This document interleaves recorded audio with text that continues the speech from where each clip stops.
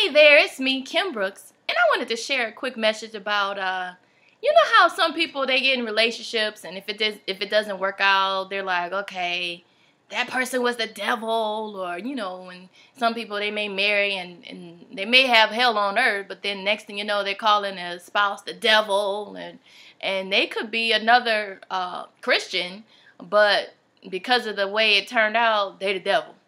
So for today's message, I just want to share with you how it ain't always the devil. Because, you know, even sometimes when we slip up, we mess up, and we may be dating someone and things get a little too physical, and it's like, okay, you got to get away from me because you're the devil. They're not the devil. The battle that we have on earth, I mean, we wrestle not against flesh and blood. I get that. The devil is on the earth, seeing about who he can devour, and I definitely agree with that. But, and I do believe, just like God sends people your way to be a blessing, the devil could send people your way to be a stressing, to get you off of the plan that God has for your life and off of your destiny. However, if that were to take place, if someone comes in your life and you recognize that their fruit isn't good, they have qualities that are the devil, they lie, they cheat, they're trying to get in your panties, you know, if that's the case, then at that point, there's a decision you have to make.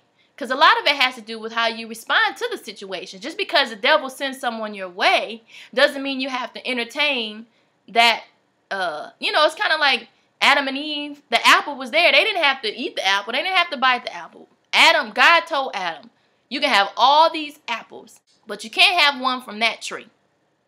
Adam ignored it. He bit it anyway.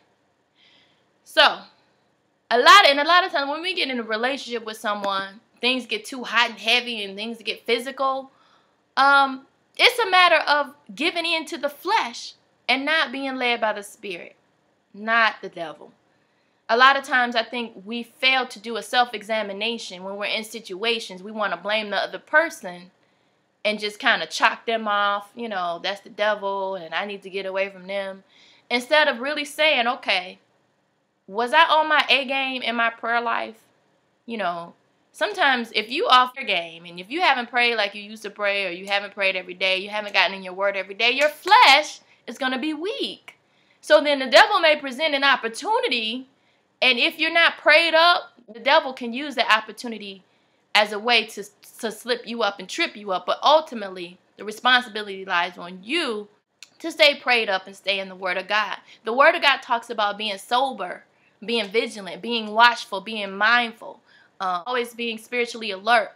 So as long as we're spiritually alert and we stay prayed up, led by the Spirit, because the Word talks about how there's a battle going on there's a battle between the flesh and the Spirit. And so not even just sexual things. The flesh can have its way when we lash out at somebody, when we flip the bird or somebody at the car. That's the flesh. That's not the devil.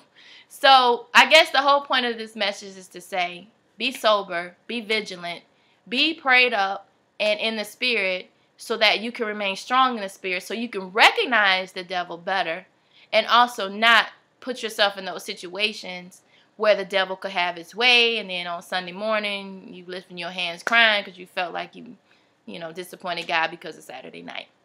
So I pray you were blessed. Have a great day. Talk to you later.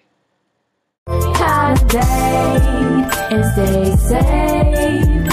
How to date and stay safe.